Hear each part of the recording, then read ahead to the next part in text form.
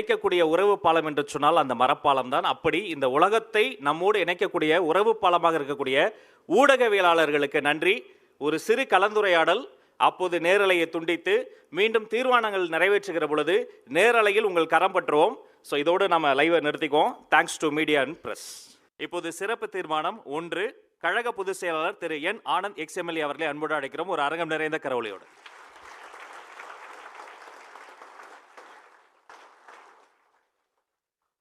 கழகத் தலைவர் அவர்கள் ஒப்புதலுடன் இந்த சிறப்பு தீர்மானம் இச்செயற்குழு கூட்டத்தில் வாசிக்கப்படுகிறது.